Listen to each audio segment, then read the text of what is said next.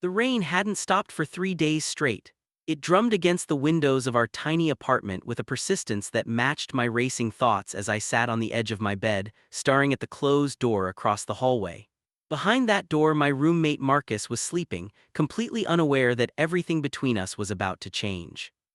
But I'm getting ahead of myself. Let me start from the beginning.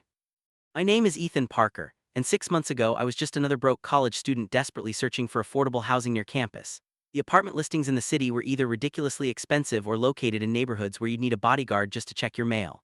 I'd almost given up hope when I saw a post on the university housing board: roommate needed, 2-bedroom apartment walking distance to campus, rent negotiable for the right person.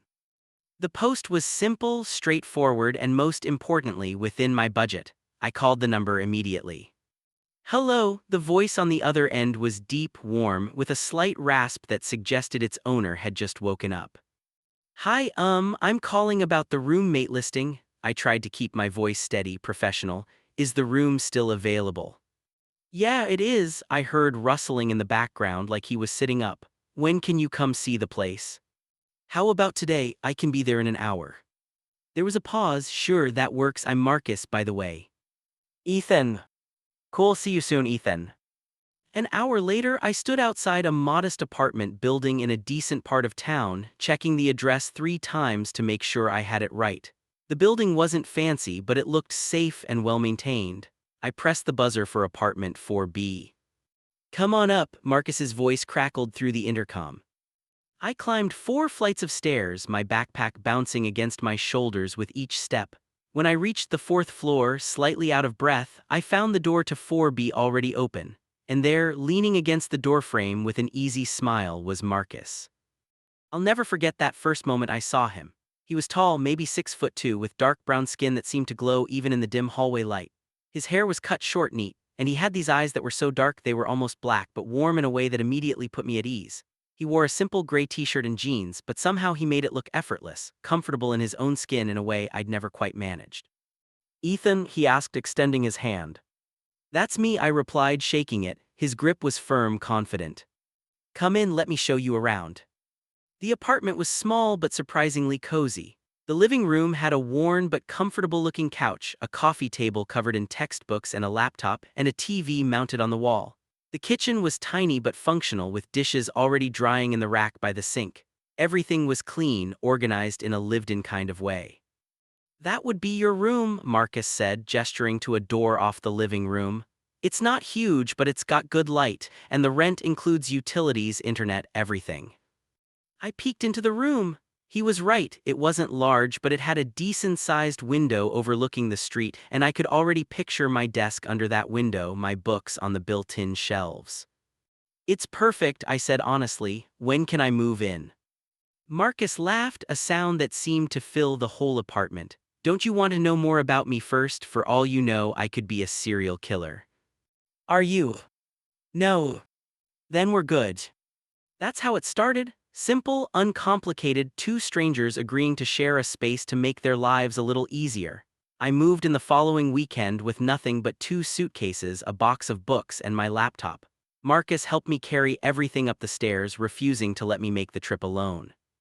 "So what are you studying?" he asked as we unpacked my books onto the shelves. "English literature with a minor in creative writing," I replied. "I know, super practical, right? My parents remind me every time we talk." Marcus grinned. "Hey, no judgment here. I'm studying architecture." My parents weren't thrilled about that either. They wanted me to be a doctor or a lawyer, something respectable. He made air quotes with his fingers. "But you didn't listen." I couldn't. When I see a building, any building, I can't help but think about the person who designed it, the choices they made, the stories the space tells. It's like the structure has a language all its own, and I want to learn how to speak it fluently. He paused, looking almost embarrassed. "Sorry, I get a little intense about it." "Don't apologize," I said, surprised by the passion in his voice. "That's exactly how I feel about books, like every story is a conversation between the author and the reader, across time, across space." He looked at me then, really looked at me, and smiled. "I think we're going to get along just fine, Ethan." And for those first few months, we did more than get along. We became friends, real friends. A routine synchronized naturally. Marcus was an early riser, always up by 6 to go for a run before his morning classes. I was a night owl, often writing or reading until 2 or 3 in the morning. We'd cross paths in the kitchen around 8 a.m., Marcus making his protein smoothie while I nursed my first coffee of the day, both of us comfortable in the silence of people who didn't need to fill every moment with conversation. We'd study together in the living room, Marcus hunched over his drafting table with his blueprints and models while I sprawled on the couch with my laptop and a mountain of books. Sometimes we'd put on music, jazz usually, something instrumental that wouldn't interfere with our concentration. Other times we'd work in silence, broken only by the scratch of his pencil or the clack of my keyboard. Dinner became our ritual. We'd take turns cooking, though Marcus was undeniably better at it. He'd grown up in a big family where everyone learned to cook, and he moved around the kitchen with an efficiency I envied. My specialties were limited to pasta, stir-fry, and anything you could make in one pot, but Marcus never complained. He'd eat my mediocre attempts at cooking with the same appreciation he showed for his own masterpieces. "This is really good," he'd say, even when we both knew it wasn't. "You're a terrible liar," I'd reply. I prefer to think of it as being supportive. Those dinners were when we really talked. Marcus told me about growing up in Atlanta, the youngest of 4 siblings, how his family had struggled financially but always made sure there was food on the table and love in the house. He talked about coming out to his family when he was 16, how terrified he'd been, and how his mother had simply hugged him and said, "Baby, I've known since you were 5. I'm just glad you finally felt safe enough to tell me." I told him about my own coming out story, which had been less smooth. My parents, both academics, had reacted with what they probably thought was progressive acceptance but felt more like clinical detachment. "We support you, of course," my mother had said, as if I'd announced I was switching majors rather than revealing a fundamental part of who I was. They'd never been cruel, just distant, more interested in my grades and future career prospects than in who I was as a person. "That must have been lonely," Marcus said quietly one night after I'd finished telling him about a particularly awkward holiday visit home. "It was," I admitted. "Still is sometimes, but I've learned to build my own family, friends who actually care." "I get that," he paused, then added with a small smile, "For what it's worth, I think you're a pretty great addition to my chosen family." Something warm bloomed in my chest at those words. Yeah. Yeah. That should have been my first clue that what I was feeling was becoming more than friendship. But I pushed it down, ignored it. Marcus was straight as far as I knew. He'd mentioned ex-girlfriends in passing, and while he'd never brought anyone home in the months we'd lived together, I assumed it was just because he was busy with school. I was good at ignoring inconvenient feelings. I'd had years of practice. But then came the night that changed everything. It was a Friday in late October, one of those perfect autumn evenings where the air had just enough chill to feel refreshing without being cold. Marcus had mentioned earlier in the week that he had a big presentation for his advanced design studio class, something he'd been working on for months. I'd watched him stress over it, staying up late to perfect every detail of his architectural model, a proposed community center for an underserved neighborhood that would incorporate green spaces and sustainable design. "You're going to kill it," I'd told him that morning as he carefully packed the model into a protective case. "I hope so," he'd replied, but I could see the nerves in the set of his shoulders. I didn't have class that Friday, so I spent the day cleaning the apartment and making dinner, a proper dinner for once. I found a recipe online for Marcus's favorite comfort food, his grandmother's jerk chicken, and while I knew mine wouldn't compare to the real thing, I wanted to try. I wanted to do something nice for him to celebrate what I was sure would be a successful presentation. By 7 p.m., the apartment smelled amazing, and I'd set the table with actual plates instead of our usual routine of eating on the couch. I'd even picked up a six-pack of Marcus's favorite beer from the corner store. 7:30 came and went, then 8. By 8:30 I was starting to worry. Marcus was usually good about texting if he was going to be late. I checked my phone for the 10th time, nothing. At 9 p.m. I finally heard his key in the lock. The door opened and Marcus walked in, and I knew immediately that something was wrong. His shoulders were slumped, his eyes red-rimmed, and he was carrying his model case with a care that seemed almost robotic, like he was operating on autopilot. "Hey," I said softly, standing up from the couch. "How did it go?" He looked at me, and for a moment he didn't say anything. Then, "They hated it." "What? How could they hate it? You've been working on." "They said it was unrealistic, too idealistic, that I was prioritizing aesthetics over practicality, that the budget would never work in the real world, that I was designing for the neighborhood I wished existed rather than the one that does." The words came out flat, defeated. Professor Chen basically tore it apart in front of the whole class. I moved toward him. Marcus, I'm sorry, that's. I don't want to talk about it. He set the model case down carefully by the door. I just want to forget about it. Okay, I said, but I made dinner your favorite or my attempt at it anyway. He looked over at the table, seeming to notice the setup for the first time. Something shifted in his expression, softening. You did this for me.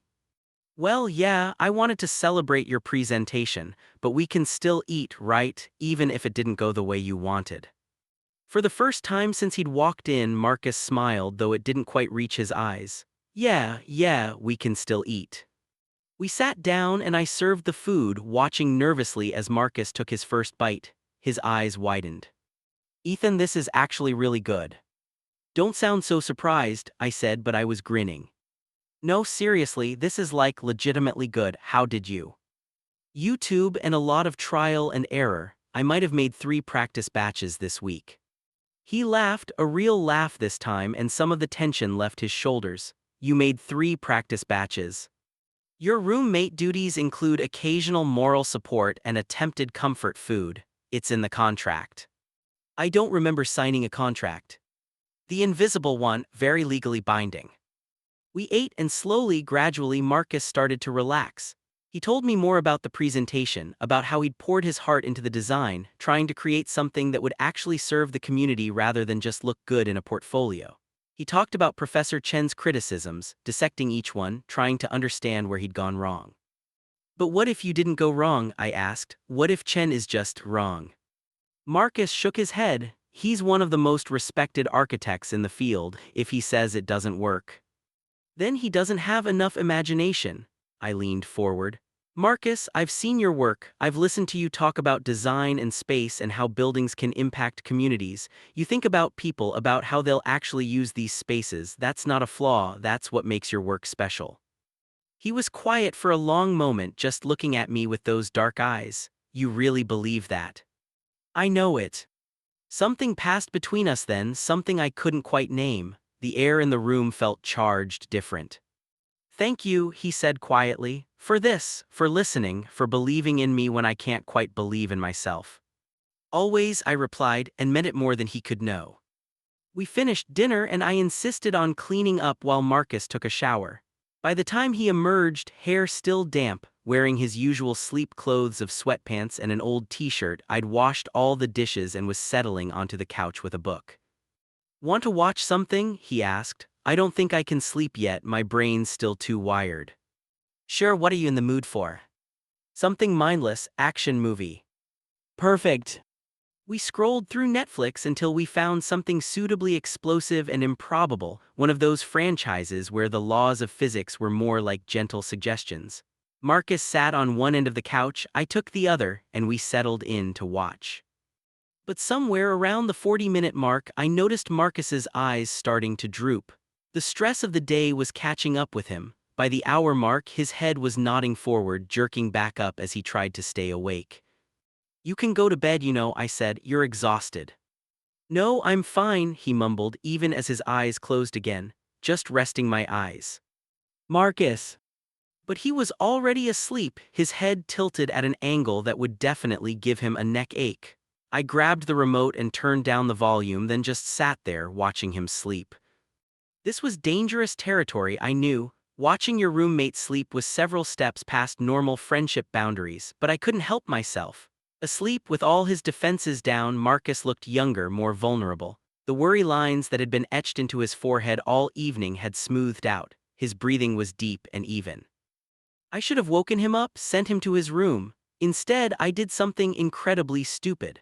I grabbed the throw blanket from the back of the couch and carefully draped it over him, trying not to wake him up. He stirred slightly, making a small sound, and then his head tilted to the side, coming to rest against my shoulder. I froze. My heart started pounding so loud I was sure it would wake him. But Marcus just sighed, settling more comfortably against me, one hand coming up to rest against my chest. I should have moved. I should have gently shifted him back to his own side of the couch. Instead, I sat there, barely breathing, acutely aware of every point where our bodies touched, the weight of his head on my shoulder, the warmth of his hand through my t-shirt, the subtle scent of his shampoo, something clean and woodsy. Minutes passed, the movie played on, but I couldn't have told you what was happening on screen. All my attention was focused on the man sleeping beside me, the friend who had become so important to me so quickly, the person I'd been trying so hard not to fall for. And in that moment, with Marcus's steady breathing syncing with my own, I had to admit the truth to myself. I'd already fallen, probably weeks ago. Maybe even that first day when he'd smiled at me in the doorway and I'd felt something shift in my chest. I was in love with my roommate. The realization should have terrified me. Instead, it felt like finally acknowledging something I'd known all along, like coming home to a truth I'd been running from. Marcus shifted in his sleep and his hand clenched slightly against my chest right over my heart. Without thinking, I brought my own hand up to cover his just for a moment. His hand was warm, calloused from his work, strong. "Ethan," he murmured, still asleep, and my breath caught. He was dreaming about me. Or maybe he was just saying my name the way you might say anything in a dream, meaningless syllables. But the way he said it, soft and almost tender, made me hope for something I had no right to hope for. I don't know how long we sat like that, an hour maybe or two. The movie ended and another one auto-played, but I didn't move to turn it off. I didn't want to disturb this moment, this fragile bubble of possibility. Eventually, my own exhaustion started to catch up with me. My eyes grew heavy. Just 5 more minutes, I told myself. Then I'd wake him up and we'd both go to our respective beds, and in the morning this would just be a moment, a small thing we'd laugh about. Just 5 more minutes. I closed my eyes. When I woke up, gray morning light was filtering through the windows. My neck was stiff from the awkward angle I'd slept in and my arm had fallen asleep. But I was warm, comfortable in a way that made me reluctant to move. Then I became aware of 3 things simultaneously. 1, Marcus was still asleep against me, but at some point during the night we'd shifted positions. Now we were lying down on the couch. My back pressed against the cushions, Marcus's body curved against mine, his arm wrapped around my waist. 2, we were fully spooning, in a tangle of limbs that couldn't be explained away as accidental. 3, Marcus was starting to wake up. I felt him stir, felt the moment his breathing changed from the deep rhythm of sleep to the lighter pattern of consciousness. His arm tightened around me for just a second, like an instinctive hug, before he seemed to realize where he was. He went completely still. Then he pulled back, and I immediately missed his warmth. "Ethan," his voice was rough with sleep, confused. "What?" I sat up, trying to arrange my face into something casual, like waking up cuddled with your roommate was something that happened every day. "Hey, sorry, we fell asleep watching the movie." Marcus was sitting on the other end of the couch now, running a hand over his face. "I don't remember. I remember starting the movie, but you were exhausted, you fell asleep pretty early on. I must have dozed off too." He was looking at me now, and there was something in his expression I couldn't read. Confusion, yes, but something else, something that looked almost like fear. "Marcus, it's fine, we just fell asleep, no big deal." "Right, yeah, of course." But he stood up quickly, wrapping the blanket around himself like armor. I'm going to take a shower." He disappeared into his room before I could say anything else. I sat there on the couch, my heart sinking. I'd made things weird. Of course I had. What had I been thinking, letting us fall asleep like that? Marcus probably thought I was some creep who had deliberately engineered the whole situation.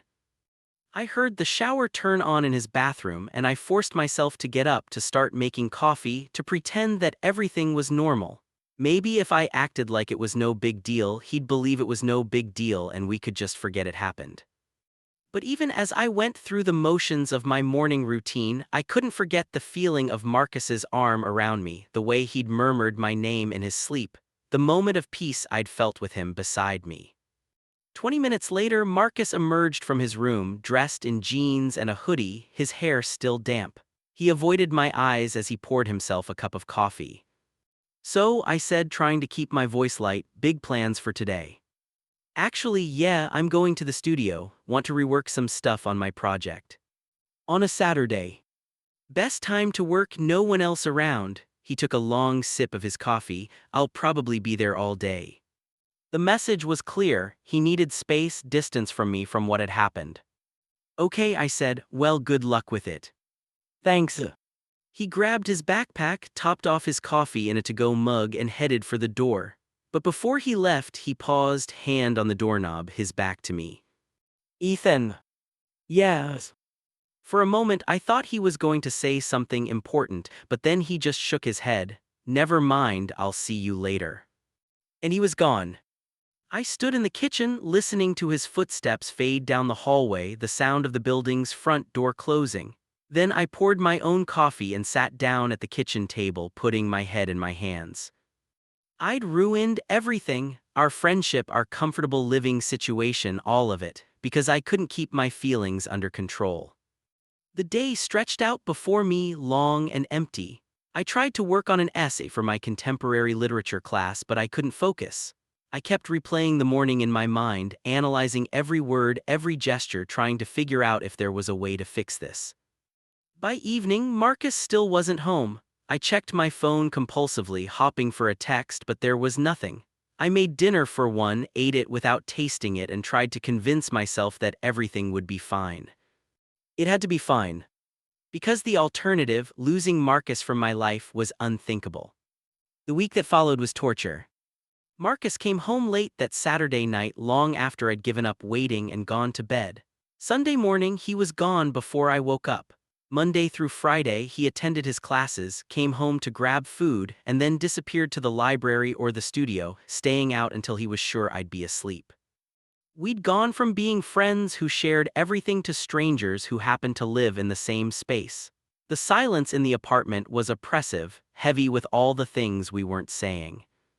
I tried to give him space while also making it clear that I was there if he wanted to talk. I left notes on the fridge, made extra dinner if you want some, in the fridge, or that documentary you wanted to watch is on Netflix now. Small gestures that said, I'm still here, we're still friends, right? But Marcus didn't respond to any of them. The food would be gone the next day, but there was never a thank you note in return, never a text message, just silence. By the following Friday, I'd had enough. I couldn't live like this anymore, in this limbo of not knowing if I'd destroyed the best friendship I'd had in years over one stupid moment on the couch. I knew Marcus had a critique at noon for his revised design project. I made sure I was home by 2 p.m. and I waited.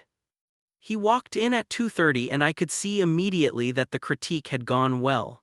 There was a lightness to his step, a brightness in his eyes that had been missing all week. "Hey," I said from my spot on the couch where I'd been pretending to read. "How'd it go?" Marcus stopped, surprised to see me. "Oh, hey, it was really good. Professor Chen liked the revisions." "That's great, I'm really happy for you." "Thanks." He stood there awkwardly, backpack still on his shoulder, like he was deciding whether to retreat to his room or not. "Marcus, can we talk, please?" He hesitated, then nodded slowly. Yeah, I guess we should." He set down his backpack and sat in the armchair, as far from me as he could get while still being in the same room. The distance felt like a chasm. "I'm sorry," I said, jumping in before I could lose my nerve. "About last weekend, I should have woken you up, sent you to your bed. Instead, I fell asleep too, and I made things weird between us, and I'm sorry." Marcus was quiet for a long moment, his hands clasped between his knees. "That's what you think happened, that you made things weird. Didn't I?" "Ethan," he looked up at me and the expression on his face was so complicated I couldn't begin to parse it. "You didn't make things weird, I did." "What, how?" He stood up, started packing, running his hands through his hair in that way he did when he was stressed. "That morning, when I woke up, the problem wasn't that we fell asleep on the couch together, the problem was—" He stopped, took a deep breath. "The problem was how much I didn't want to move, how good it felt to wake up next to you, and that scared the hell out of me." My heart was pounding. "Marcus, let me finish, please." He wasn't looking at me, his gaze fixed on some point on the wall. "I've been lying to myself for months, telling myself that what I felt for you was just friendship, that you were just a really good roommate, that the reason I looked forward to coming home every day was because the apartment was comfortable, not because you were in it." I couldn't breathe, couldn't move, could only listen as Marcus continued, his words spilling out like he couldn't hold them back anymore. "But that morning, when I woke up with my arm around you, with you warm and solid beside me, I couldn't lie to myself anymore. And it terrified me because you're my friend, my roommate, and I thought I was straight and I had no idea what any of it meant except that I couldn't trust myself around you anymore. Why not? I managed to ask. Finally, he looked at me, really looked at me, and the vulnerability in his eyes made my chest ache. Because all I wanted to do was kiss you, and I didn't know if that was okay, if you felt the same way, if I was about to ruin everything by wanting something I had no right to want. The room seemed to tilt around me. You wanted to kiss me. Want, present tense, still want to actually, but I'm trying really hard to respect boundaries and not make things even more complicated than I've already made them. I stood up. Marcus's eyes tracked the movement, widening slightly as I crossed the space between us. What if I wanted you to kiss me? I asked quietly. What if I've wanted that for months? What if that's why I made 3 practice batches of jerk chicken and why I stayed up on the couch with you even though I knew I should go to my own bed? What if I've been falling for you since the day we met and I've been trying to ignore it because I thought you were straight and I didn't want to lose you? Marcus stared at me. Are you serious? Completely. Yeah. So when I fell asleep on your shoulder, I loved every second of it, and I hated myself for loving it because I thought I was being creepy and inappropriate. And when we woke up, I wanted to stay there forever with you. We were standing so close now, less than a foot apart. I could see the slight tremor in Marcus's hands, the rapid rise and fall of his chest as he breathed. I've never done this before, he said softly. Been with a guy, I don't know what I'm doing. Neither do I, not really. Every person is different, every relationship is different. We'd be figuring it out together. What if I'm not good at it? What if I disappoint you? I reached out slowly, giving him time to pull away if he wanted to, and took his hand. His fingers immediately laced through mine, holding on tight. Marcus, I've spent the last week thinking I'd lost you entirely. Lost your friendship, lost the easy way we were together, lost the person who made coming home feel like actually coming home. If you're willing to try this to see where this goes, there is no way you could disappoint me. His free hand came up to cup my face, his thumb brushing across my cheekbone. I'm scared. Me too. But I want this, want you, want to see what we could be together. Yes. Yeah. He leaned in and I met him halfway and then we were kissing. Finally kissing, and it was everything I'd imagined and nothing like it at the same time. His lips were soft, hesitant at first, and I could feel the nervousness in the way he held himself. But then I pressed closer, my free hand coming up to rest on his chest, right over his racing heart, and something shifted. Marcus made a small sound in the back of his throat and kissed me deeper, more confidently, like he was finding his footing.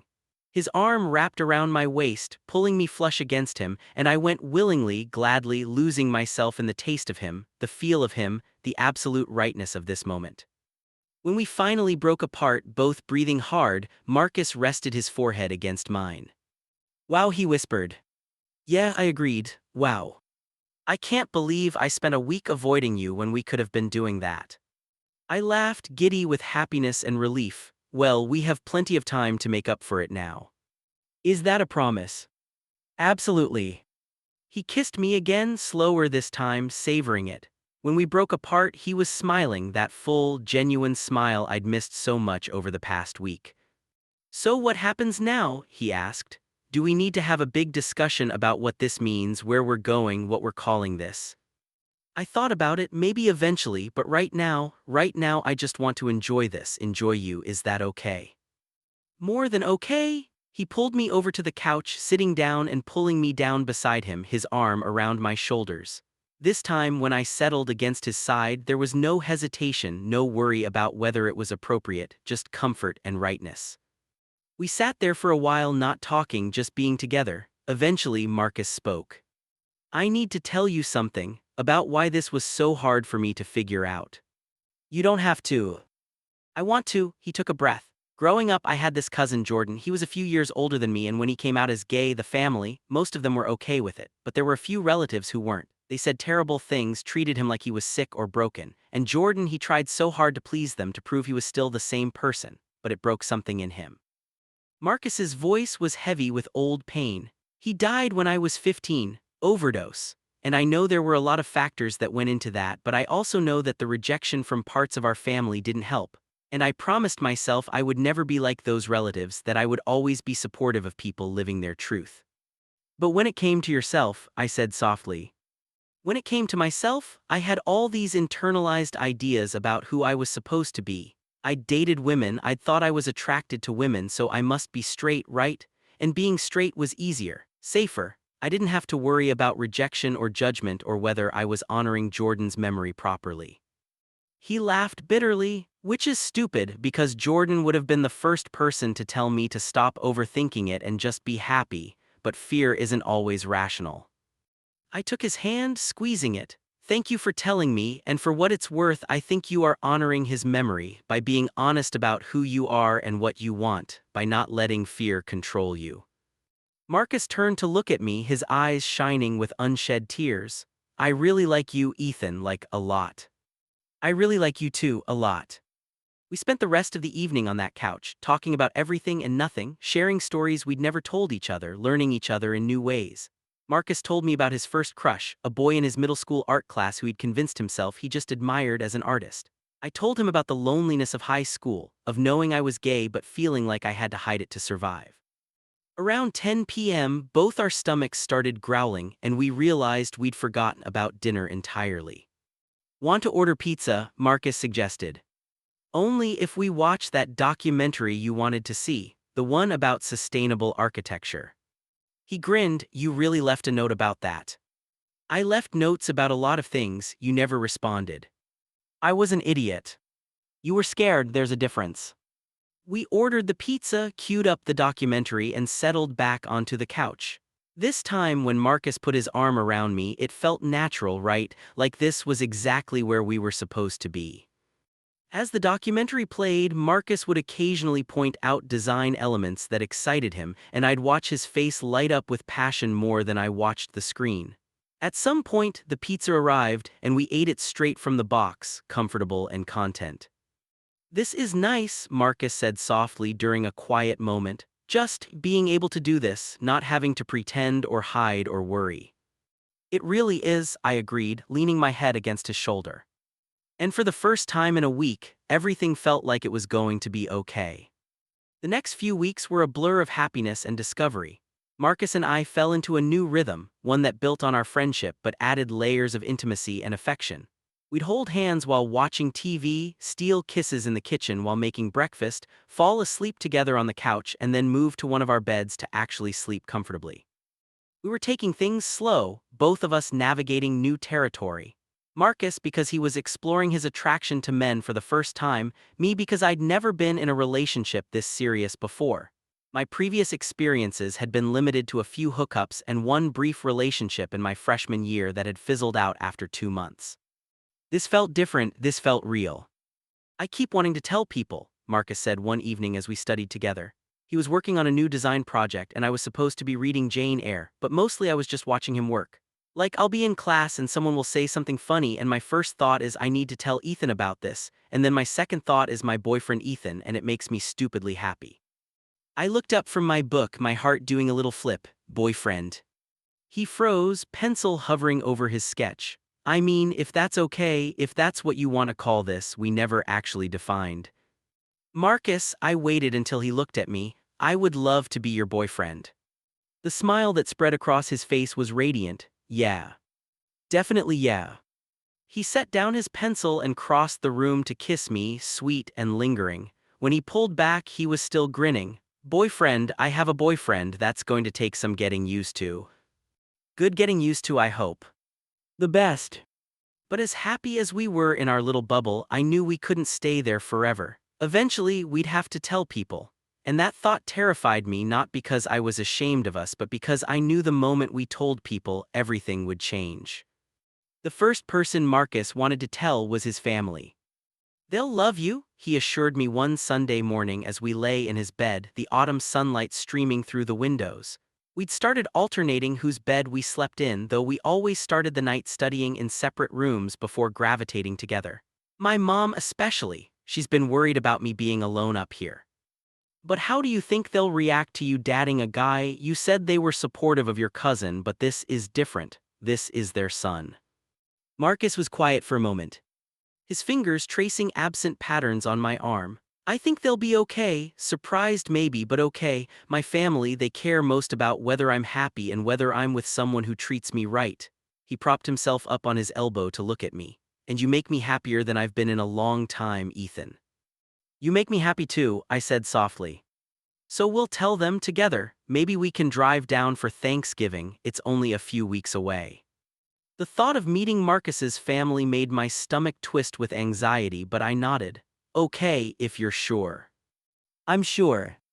He called his mother that afternoon while I sat beside him on the couch, holding his hand for moral support. Hey, Mama, he said when she answered, and I could hear the warmth in her voice even through the phone. They talked for a few minutes about school and his projects and his siblings before Marcus took a deep breath. So, I wanted to ask if it would be okay if I brought someone home for Thanksgiving. There was a pause on the other end then. Someone, Marcus, do you have a girlfriend? Why didn't you tell me?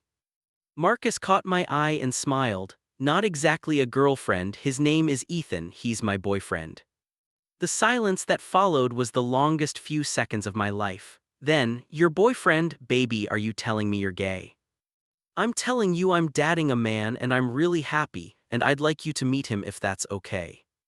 Another pause, then I heard her voice thick with emotion. Of course it's okay, of course you can bring him home. Marcus, honey, are you happy? I really am, Mama. Then that's all that matters. I can't wait to meet him. Does he like sweet potato pie? I'll make extra. Marcus laughed, relief clear in his voice. He'll eat anything you make, you know that. They talked for a few more minutes, his mother asking questions about me, about how we met, how long we'd been together. By the time Marcus hung up, he had tears in his eyes. That went well, he said, his voice a little shaky. I pulled him into a hug, told you they'd be okay.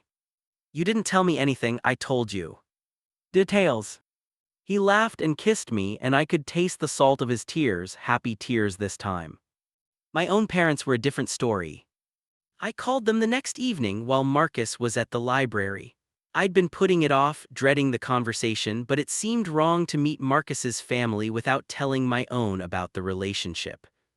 Ethan, this is unexpected, my mother said when she answered. We usually stuck to our scheduled Sunday afternoon calls. Is something wrong? No, nothing's wrong, I wanted to tell you something. Go on. I took a breath. I'm seeing someone, it's serious, and I wanted you to know. That's wonderful, dear. What's her name? His name is Marcus, he's my roommate actually, we've been together for about a month now. The silence on the other end was heavy with unspoken thoughts. Finally, my father's voice came through. She must have put me on speaker. Your roommate, Ethan, is that wise? What happens when the relationship ends? You'll still have to live together. Not if, when, as if our failure was already a foregone conclusion. We've thought about that, I said, trying to keep my voice even, but we care about each other enough to take the risk. I see, my mother's voice was carefully neutral. Well, you're an adult, you make your own decisions. I was hoping you might want to meet him. Maybe we could come visit over winter break. Another pause. Let's see how things develop. Winter break is still a ways away. You know how these things can be. Intense at first and then reality sets in. The message was clear, they didn't think this would last, so why bother getting invested? Right, I said. Well, I should go, I have an essay to finish. Of course, take care, Ethan. I hung up and sat there on my bed feeling hollow. I'd expected this, had told myself it wouldn't hurt, but it did anyway, it always did. When Marcus came home an hour later, he found me still sitting there, staring at nothing. Hey, he said softly, sitting beside me, you told them. I nodded. How'd it go? About how I expected. They were fine, neutral, waiting for it to fall apart so they can say they were right not to get attached. Marcus put his arm around me. I'm sorry. It's okay, I'm used to it. That doesn't make it okay. He pulled me closer. You know what? Forget them. You're coming home with me for Thanksgiving and my family is going to love you so much you'll probably get sick of them. My mom's already planning the menu around you. Despite everything, I smiled. Really? Really? She asked me what your favorite foods were. I said I didn't know and she told me that was unacceptable and I needed to be a better boyfriend. Then she listed like 15 different dishes and asked me to find out which ones you liked. Your mom sounds amazing.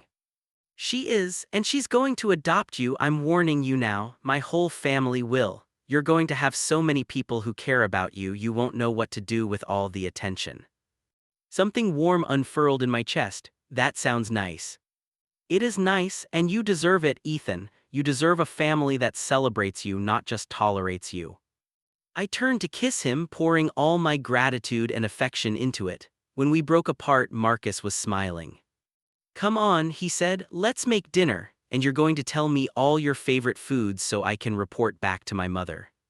That night, as we cooked together, laughing and talking, I felt the hurt from my parents' reaction begin to fade. Marcus was right. I didn't need my parents' approval to be happy. I had him, and that was enough.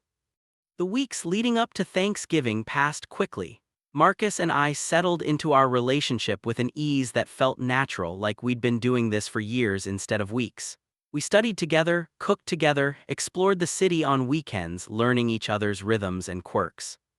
I discovered that Marcus was a blanket thief who would steal all the covers in the middle of the night and then deny it vehemently in the morning. He learned that I was completely useless before my first cup of coffee and needed at least 20 minutes of silence to become a functional human being. We figured out that we both loved old movies, terrible reality TV, and Chinese takeout from the place on the corner that had the best dumplings. But we also learned each other's deeper parts.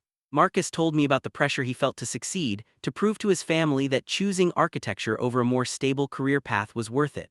I shared my struggles with writing, how sometimes the words flowed effortlessly and other times I'd stare at a blank page for hours, paralyzed by the fear that I had nothing worth saying. We supported each other through stress and deadlines, celebrated each other's victories, and provided comfort during defeats. It was a partnership in the truest sense, and every day I fell more in love with him. But I hadn't said those words yet, neither of us had. They hung between us sometimes, unspoken but present, waiting for the right moment. 2 days before we were supposed to leave for Atlanta, that moment came, but not in the way I'd imagined. I was in my room, supposedly working on a final essay for my contemporary American fiction class when I heard raised voices from the living room. Marcus was on the phone and he sounded upset. Dad, I already told you, he paused, listening. No, I'm not bringing some random guy home. Ethan is important to me. This is serious. My stomach dropped. I hadn't realized Marcus's father had issues with our relationship. I don't care if it makes you uncomfortable. Marcus's voice was louder now, frustrated. This is who I am, this is who I'm with, and if you can't accept that, then maybe I shouldn't come home at all. I got up and went to the doorway of my room, watching as Marcus paced back and forth, one hand running through his hair in that stressed gesture I'd come to know so well. Dad, please don't make me choose between you and him, because I will choose him every time. The words hit me like a physical force. He would choose me. Over his family, over everything, he would choose me.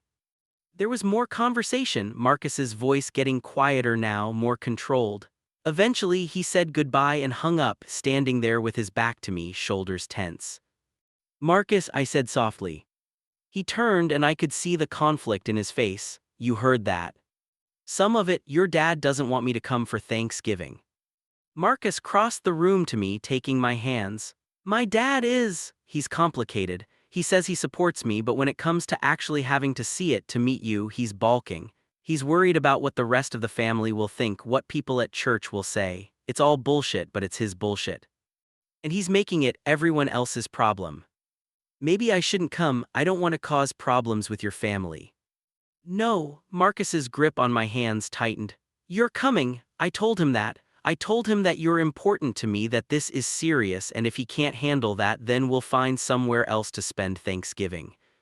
Marcus, you can't skip Thanksgiving with your family because of me. Watch me. I'm serious, I know how important your family is to you. I won't be the reason you're estranged from them. He pulled me closer, wrapping his arms around me. Ethan, listen to me. My family is important to me, yes, but you're important to me too. And I meant what I said to my dad, if I have to choose, I choose you. I pulled back to look at him. Why? Why? He looked at me like I'd asked why the sky was blue. Because I love you, Ethan, I'm in love with you. And I know it's only been a few weeks and maybe it's too soon to say that, but it's true. I love you and I'm not going to hide you or apologize for you or pretend you're just my roommate to make my father comfortable.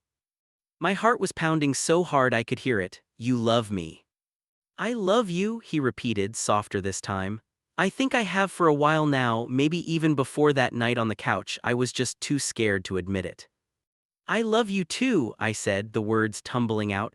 God, Marcus, I love you so much it scares me sometimes. He kissed me then, deep and passionate, and I kissed him back, trying to pour all my feelings into it, all the love and fear and hope and certainty that this was real, this mattered, this was worth fighting for. When we finally broke apart, both breathless, Marcus rested his forehead against mine. So here's what's going to happen, he said. We're going to Atlanta for Thanksgiving. My mom wants to meet you, my siblings want to meet you, and most of my extended family is excited about it. If my dad wants to be difficult, that's his choice, but I'm not letting his issues ruin this for us. Are you sure? I've never been more sure of anything. The next day, Marcus's mother called. I was there when he answered, and this time he put it on speaker. Marcus, baby, I talked to your father, she said, her voice gentle but firm. He's being stubborn and foolish, but he'll come around. In the meantime, you and Ethan are still coming for Thanksgiving and you're still staying here, and anyone who has a problem with that can take it up with me. Marcus smiled. Thanks, Mama. Now I need to talk to Ethan, put him on. Marcus handed me the phone and I took it with shaking hands. Hello, Mrs. Johnson. Mrs. Johnson, she laughed. Baby, you're dadding my son, call me Patricia or Mama if you're comfortable with that. Now listen, I want you to know that you are welcome in this house. You are welcome in this family. My husband is going to need some time to adjust to some things, but that's his journey, not yours. You just come here and be yourself and let us get to know the man who's making my baby so happy. Okay. Tears stung my eyes. Okay, thank you. No thanks needed, we'll see you on Wednesday, travel safe. After we hung up, I sat there overwhelmed. Marcus pulled me into his arms. Told you she'd love you, he murmured into my hair. Your family is amazing. They're about to be your family too, hope you're ready for that. And despite my nerves about meeting them, about the situation with Marcus's father, I realized I was ready. For the first time in my life, I felt like I might be coming home to a family that actually wanted me there. The drive to Atlanta took 8 hours. We left early Wednesday morning, the car packed with our bags and the sweet potato pie I'd insisted on making as a contribution to Thanksgiving dinner. Marcus had tried to tell me it wasn't necessary, but I needed to do something to show up as more than just his boyfriend but as someone who wanted to be part of the family. We traded off driving, filling the hours with music, conversation, and comfortable silence. Marcus told me stories about his childhood, about the house we'd be staying in, about his siblings. His oldest sister, Keisha, was a nurse with 2 kids. His brother Andre was in the army, stationed overseas, but would be video calling in for Thanksgiving dinner. His other sister, Jasmine, was a junior at Spelman College in Atlanta, studying political science. She's going to interrogate you, Marcus warned with a grin. Jazz takes her role as baby sister very seriously. She'll want to make sure I'm not dadding some loser. What if she decides I am a loser? Then I'll have to convince her otherwise, but that won't happen. She's going to love you. I wasn't as confident, but I appreciated his faith in me. We arrived at the Johnson house just as the sun was setting. It was a modest 2-story home in a quiet neighborhood with a well-maintained lawn and a porch swing that looked like it had seen decades of use. Before we could even get out of the car, the front door flew open and a woman came hurrying out. Marcus's mother was shorter than I'd expected, maybe 5'4", with the same warm brown skin as Marcus and eyes that sparkled with intelligence and kindness. She wore an apron over her clothes and her hair was pulled back in a colorful headwrap. My baby, she called out, pulling Marcus into a tight hug the moment he stepped out of the car. Then she turned to me and I barely had time to be nervous before she was hugging me too, just as tightly. And you must be Ethan. Oh honey, it's so good to finally meet you. It's wonderful to meet you too, Mrs. Patricia, I corrected myself and she beamed. Come in, you both must be exhausted from the drive. I've got food ready and your room's all set up. Rooms, Marcus asked, plural. His mother gave him a look. Your father insisted, but they're right next to each other, so do with that what you will. Now come on before the food gets cold. The house smelled incredible, like cinnamon and roasted vegetables and fresh bread. Patricia led us into a warm, lived-in space filled with family photos and comfortable furniture. In the kitchen, a young woman who looked like a female version of Marcus was stirring something on the stove. Jazz, Marcus said, and she turned with a squeal, launching herself at him. Big brother, then she turned to me, looking me up and down with an appraising eye. So you're the famous Ethan. That's me. She circled me like a shark. What are your intentions with my brother? Jasmine, Patricia chided, but she was smiling. I'm serious, Mama, I need to know, but her eyes were twinkling with mischief. I intend to love him and respect him and be the best partner I can be, I said seriously.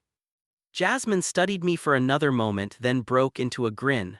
Okay, you can stay, but I'm watching you. Jazz, give the man some space, Marcus laughed, pulling me away from his sister. Where's Dad?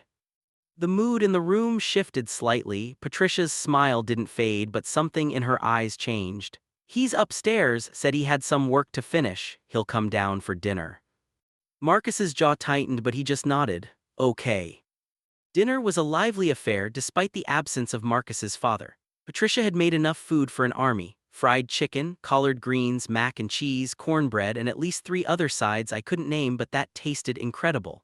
Keisha arrived with her 2 kids, adorable twins named Maya and Marcus Jr., who immediately climbed all over their uncle.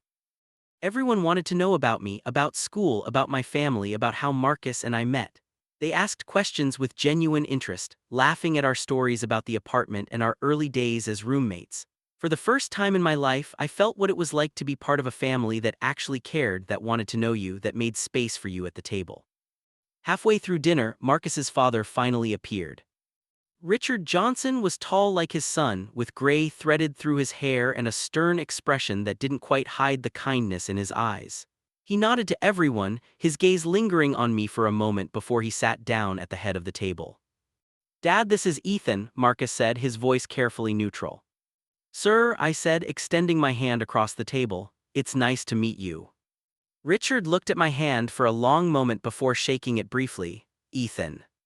The tension at the table was palpable. Patricia shot her husband a warning look, but he ignored it, serving himself food in silence. So, Ethan, Keisha said brightly, clearly trying to ease the awkwardness, Marcus says you're studying literature. I latched onto the lifeline gratefully and the conversation moved on.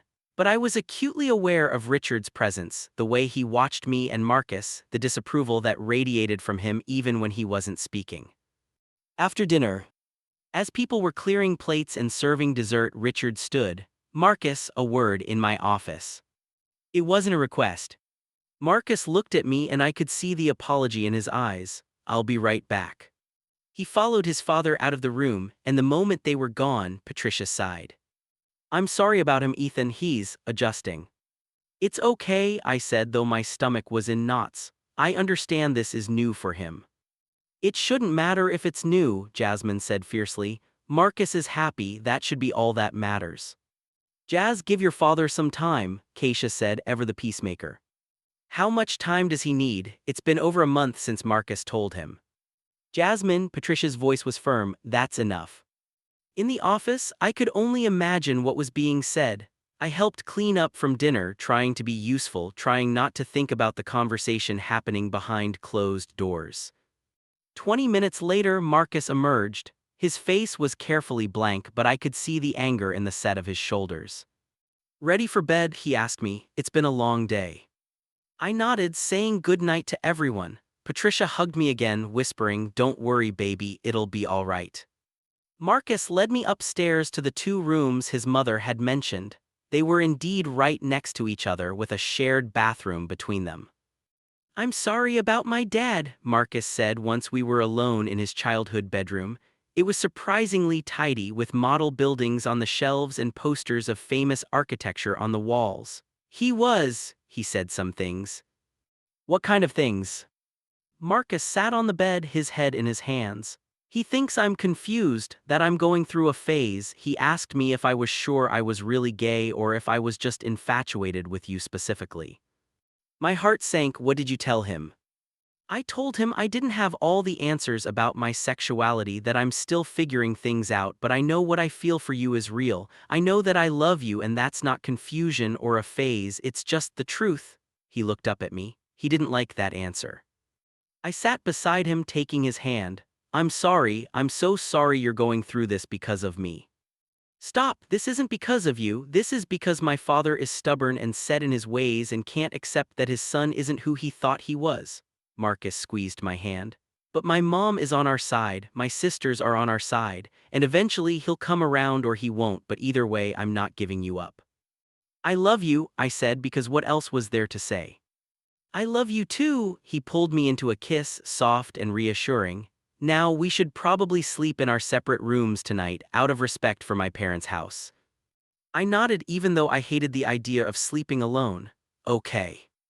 But tomorrow, Marcus continued, a mischievous glint in his eye, after everyone's gone to bed, maybe you could sneak over to my room, like we're teenagers again. Despite everything, I laughed, deal. I went to my room, changed into my sleep clothes, and lay in the unfamiliar bed, staring at the ceiling. From the other side of the wall, I could hear Marcus moving around, getting ready for bed. It was strange, being so close but separated. I must have eventually fallen asleep because I woke to a soft knock on the door. Groggily, I checked my phone. It was just past midnight. Come in, I whispered. The door opened and Marcus slipped inside, closing it quietly behind him. Can't sleep, he said softly. Me neither. He climbed into bed beside me and I wrapped my arms around him, both of us fitting together like we always did. The bed was smaller than what we were used to, forcing us closer, but neither of us minded.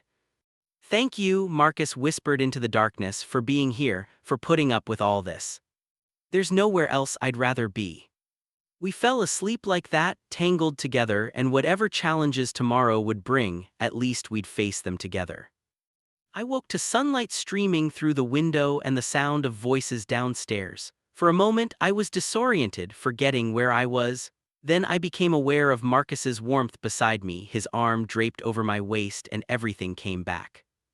We were at his parents' house, we'd fallen asleep together, and if anyone came looking for us. Marcus, I whispered urgently, shaking his shoulder. Marcus, wake up. He groaned, burying his face in my neck. 5 more minutes. We fell asleep together, your family. That got his attention. His eyes flew open and we both scrambled to sit up, listening intently. The voices downstairs didn't sound alarmed or upset, just the normal sounds of a family preparing for Thanksgiving. I should go back to my room, I said. Yeah, probably, but Marcus pulled me in for a quick kiss first. Good morning. Good morning. I slipped back to my own room, quickly changing and trying to make it look like I'd spent the whole night there. By the time I made it downstairs, the kitchen was a flurry of activity. Patricia and Keisha were working on what seemed like a dozen dishes simultaneously, while Jasmine was setting the table in the dining room. Morning, Ethan, Patricia called out cheerfully. Did you sleep well? Very well, thank you. Good, now can you help Jasmine with the table? Marcus is out back with his father working on the turkey fryer. My stomach dropped, Marcus and his father alone, that could go very well or very badly. As if sensing my worry, Patricia caught my eye and gave me a reassuring smile. They'll be fine, Richard just needs some time and some forced proximity. I helped Jasmine set the table, which apparently required very specific placement of everything. She chattered the whole time about her classes at Spelman, her plans to go to law school, her opinions on current politics. She was brilliant and opinionated and reminded me so much of Marcus in the way she saw the world and wanted to change it. You know, she said as we worked, I've never seen Marcus like this before. Like what? Happy, like genuinely, deeply happy. He's had girlfriends before, but he never looked at any of them the way he looks at you. She paused, adjusting a napkin. He loves you, really loves you, I can see it. I love him too, I said softly. Good, because if you hurt him, I will hunt you down, I don't care how nice you seem. I couldn't help but smile, understood. Outside, I could see Marcus and his father through the window working together on the turkey fryer. They weren't talking much, but there was something less tense about Richard's posture. Maybe Patricia was right, maybe time and proximity were helping. By early afternoon, the house was full.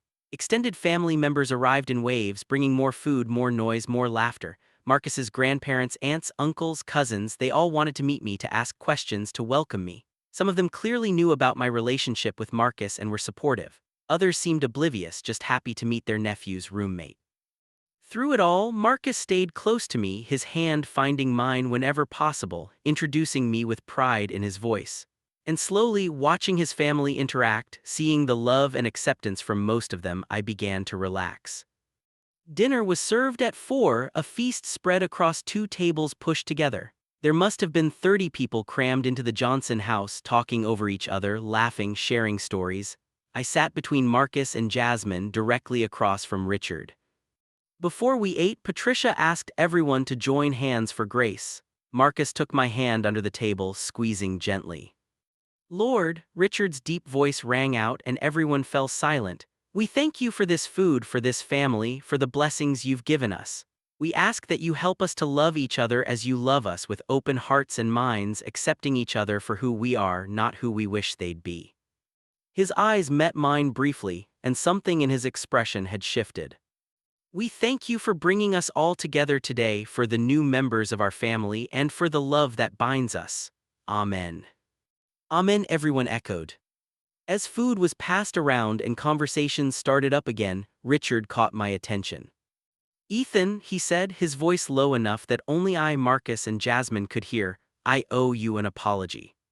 I froze, fork halfway to my mouth. Dad, Marcus started, but Richard held up a hand.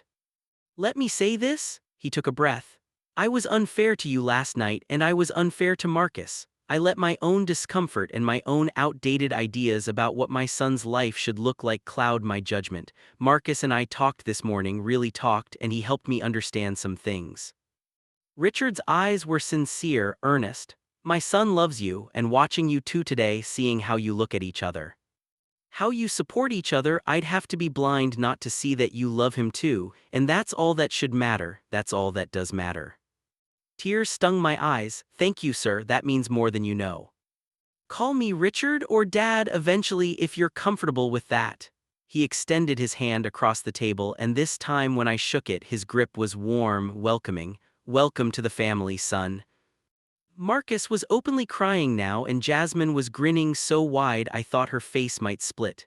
Patricia, from the other end of the table, caught her husband's eye and mouthed, "Thank you," and he nodded. The rest of the meal was joyful, celebratory. I finally felt like I could breathe, like I belonged here. Marcus kept his hand on my knee under the table, and every so often he'd look at me with such love and happiness that my chest ached with the beauty of it. After dinner, as people were serving dessert and settling into post-meal contentment, Marcus's brother Andre video called in from his base overseas. The laptop was set up on the coffee table and everyone gathered around to talk to him. There's my baby brother, Andre's voice boomed through the speakers. He was in his army uniform, grinning widely despite clearly being exhausted. And is that the famous Ethan I've been hearing about? Marcus pulled me into frame.